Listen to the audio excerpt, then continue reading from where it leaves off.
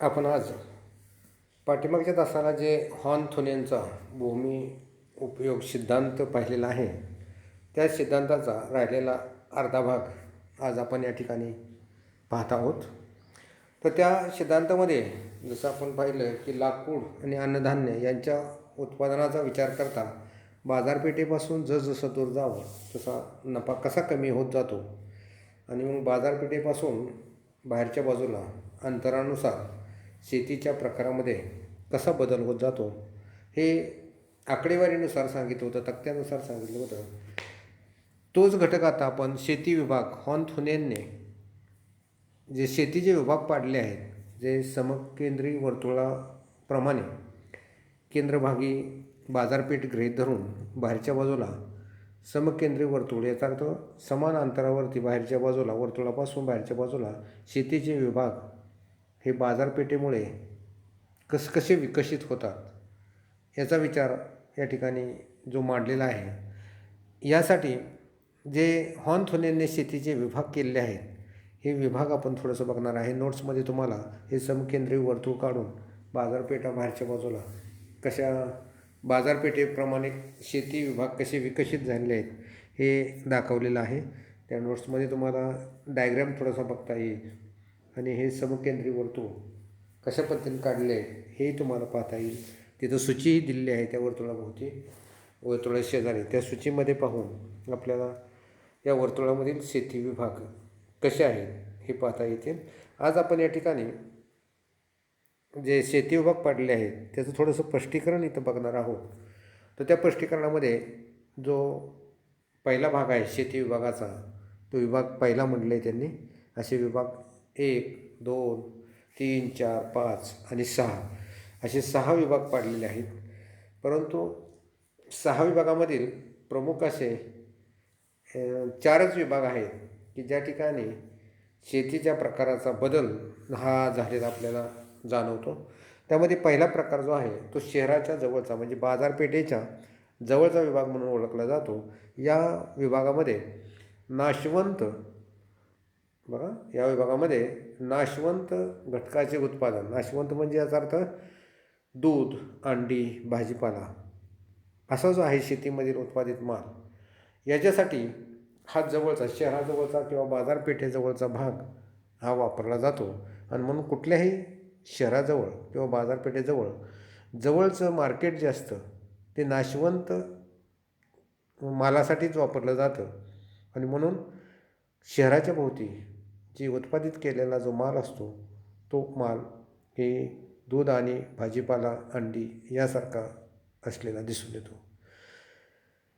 या वस्तूंना शहरात मागणीही मोठ्या प्रमाणात असते, परंतु तो शेतीमाल जास्त काळ टिकवून ठेवता येत नाही आणि त्यामुळे हा माल दररोजची दररोज बाजारपेठेमध्ये नेऊन विकला जातो आणि त्याच्यापासून मिळणारा नफाही शेतकऱ्याला जास्त मिळताना दिसून येतो.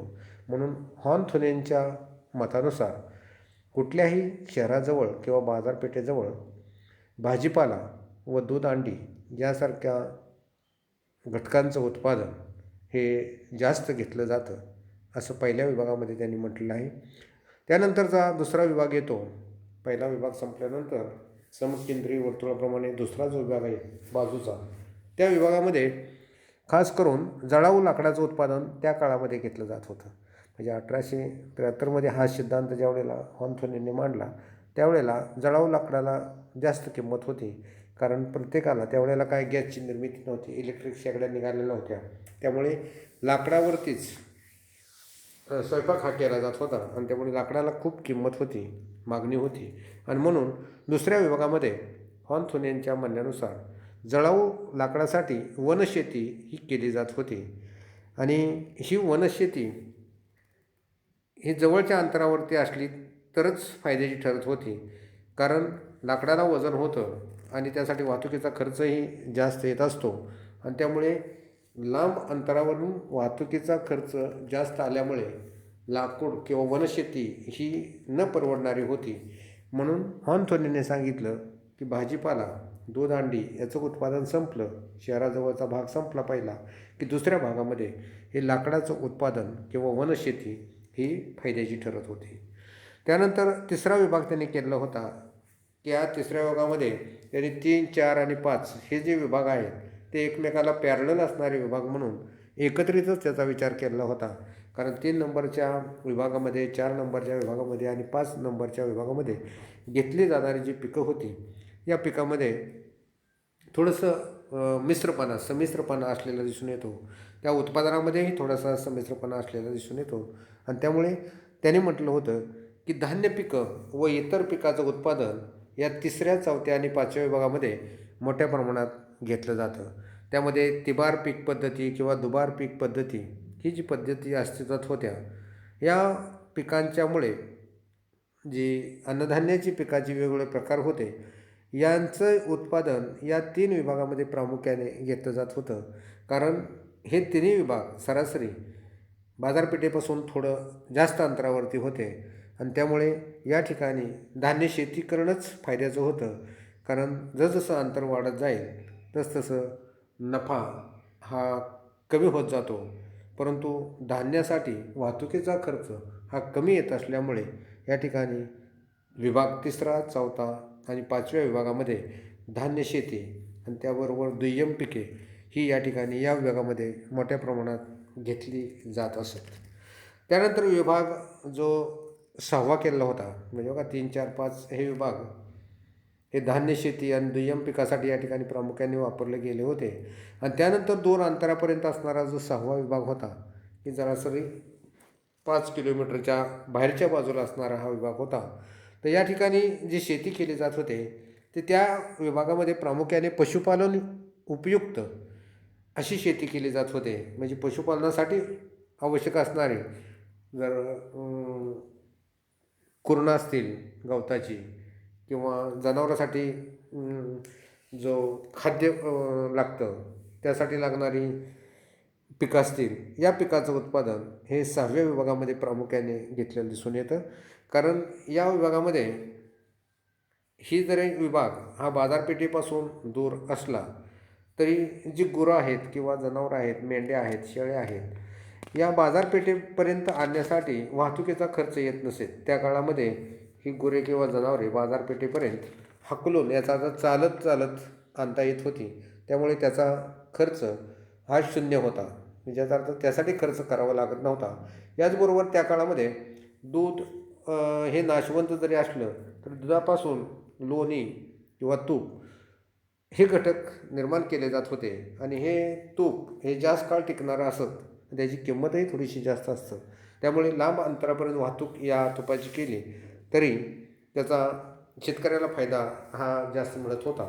आणि त्यामुळे बाजारपेठेपासून दूरच्या अंतरावरती पशुपालन आणि दुग्ध व्यवसाय हा काही प्रमाणात विकसित झालेला त्या काळामध्ये दिसून येतो.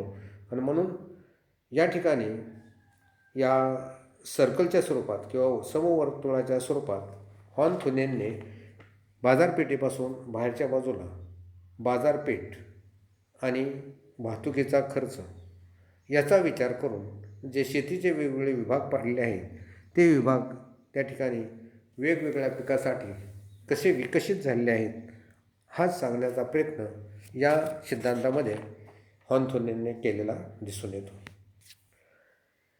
ह्यानंतर आपण या सिद्धांताचे काही गुणदोष आहेत. कारण हा सिद्धांत फार जुना आहे. तो सिद्धांत त्या काळामध्ये लागू होता, आताच्या काळामध्येही काही प्रमाणात तो लागू आहे. परंतु त्याची जेवढी तीव्रता त्या काळामध्ये होती किंवा उपयोगिता त्या काळामध्ये होती तेवढी उपयोगिता आत्ता राहिलेली दिसून येत नाही. आणि त्यामुळे आपण त्याच्या सिद्धांताचे गुणदोष पाहिल्यानंतर हा सिद्धांत आत्ता किती उपयोगी आहे हे आपल्या लक्षात येतं. म्हणून आपण सुरुवातीला या सिद्धांताचे गुण बघणार आहोत. तर पहिला गुण आहे, हॉर्न थुनेन याने ज्या काळात हा सिद्धांत मांडला त्यावेळेच्या परिस्थितीनुसार हा सिद्धांत योग्य आहे. कारण त्याने ज्या काळात सिद्धांत मांडला त्यावेळेला घोडागाडी हे वाहतुकीचं साधन उपलब्ध होतं आणि त्या काळामध्ये बाजारपेठेनुसार बाहेरच्या बाजूला वाहतुकीचा खर्च वाढतो हे सिद्ध करणारा हा सिद्धांत आहे. दुसरा आहे गुण, शहर परिसरात नाशवंत मालाचे उत्पादन घेणे योग्य आहे. हे या सिद्धांतावरून सिद्ध होते. बघा त्यांनी सांगितलं की शहराच्या सभोवताली, शहर परिसर म्हणजे शहराच्या सभोवतालच्या भागामध्ये भाजीपाला, दूध, अंडी असं नाशवंत मालाचं उत्पादन घेणंच फायद्याचं ठरतं. हे त्या काळात त्यांनी सांगितलं. अजूनही ते तसंच असलेलं दिसून येतं. ते अजूनही सिद्ध होताना दिसून येतं आणि त्यामुळे तो सिद्धांताचा एक चांगला गुण आहे. तिसरा आहे, शहरापासून जसजसे अंतर वाढत जाते तसं वाहतूक खर्च वाढतो. हे या सिद्धांतावरून बरोबर दाखवलेलं आहे. ते त्या काळामध्येही सिद्ध होतं आणि अजूनही सिद्ध होतं. शहरापासून जसजसं दूर जाऊ किंवा बाजारपेठेपासून आपण जसं दूर जाऊ तसा वाहतुकीचा खर्च हा वाढतो.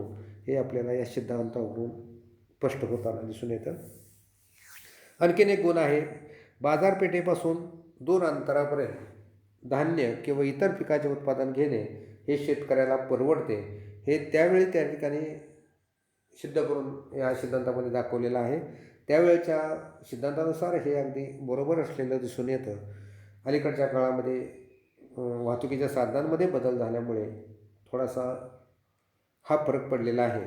परंतु त्या काळाच्या दृष्टिकोनातून बाजारपेठेपासून दूर धान्य व इतर पिकाचे उत्पादन घेणे हे शेतकऱ्याला परवडते. हा गुण अगदी बरोबर असलेला दिसून येतो. आता आपण बघतोय दोष. या सिद्धांताचे काही दोषही आहेत. आता हे दोष कसे आहेत? त्या काळातील सिद्धांत आता आपण जेव्हा अभ्यासतो त्यावेळेला नक्कीच आपल्याला त्याच्यामध्ये अनेक दोष असलेले दिसून येतात. त्यामधले काही दोष या ठिकाणी सांगण्याचा प्रयत्न केलेला आहे. बघा, त्यामध्ये अलीकडच्या काळात ट्रक, रेल्वे व विमान यासारखी अतिजलद वाहतूक साधने उपलब्ध झालेली आहेत आणि त्यामुळे घोडागाडीपेक्षा जलद वाहतूक साधनांमुळे शेतीमालाचा त्वरित बाजारपेठेपर्यंत पुरवठा केला जातो आणि त्यामुळे शेतीमालाला पाहिजे तशी किंमत ही उपलब्ध होऊ लागलेली आहे. आणि त्यामुळे हा दोष सांगितला जातो की त्यावेळेला घोडागाडी हे वाहतुकीचं साधन होतं. आता या वाहतूक साधनामध्ये बदल झाल्यामुळे या ठिकाणी शेती उत्पादनामध्ये किंवा शेती प्रकारामध्ये बदल झालेला दिसून येत आहे. दुसरा दोष सांगितला जातो की अलीकडच्या काळात शीतकरणाच्या सोयीमुळे नाशवंत माल हा दूरच्या बाजारपेठेपर्यंत त्वरित पाठवता येणे शक्य झाले आहे. बघा, आता अलीकडच्या काळामध्ये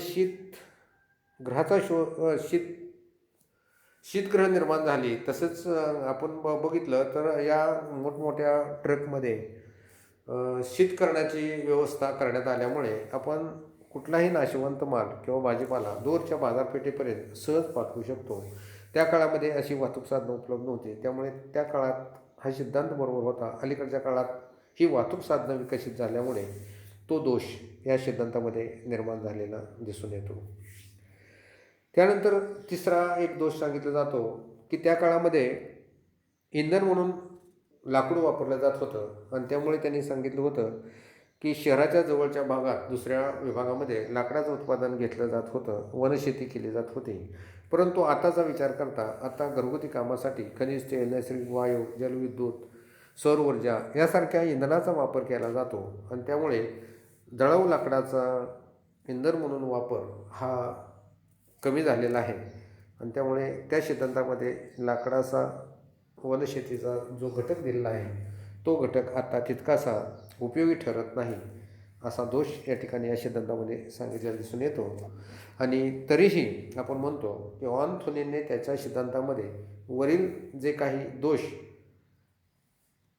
आत्ता आपल्याला दिसत असले तरी त्या काळाचा विचार करता भूमी उपयोजन व काही आर्थिक क्रियांचा स्थान दाखवणारा हा जो सिद्धांत आहे हा सिद्धांत अजूनही काही प्रमाणात हा बरोबरच असलेला आपणास दिसून येत आहे. आणि त्यामुळे आपण जसं बाजारपेठेपासून दूरच्या अंतरावर जाऊ तसा वाहतुकीचा खर्च वाढतो आणि नफा कमी होतो. हे मात्र आपल्याला या सिद्धांतावरून चांगल्यापैकी लक्षात आलेलं आहे. त्यामुळे ऑर्थोनीने हा जो सिद्धांत मांडला आहे हा सिद्धांत शेतीच्या उत्पादनाच्या व शेतीच्या प्रकाराच्या संबंधात व आर्थिक क्रियांच्या संबंधात मांडलेला आहे. आणि या सिद्धांतावरून आपल्याला शेतीच्या विभागाविषयी थोडक्यात माहिती मिळालेली आहे. तर आज आपण या ठिकाणी हा सिद्धांत थोडक्यात अभ्यासलेला आहे. आपण हा सिद्धांत इथंच संपवून आपण नवीन प्रकरणाला पुढच्या तासाला सुरुवात करीत आहोत. धन्यवाद.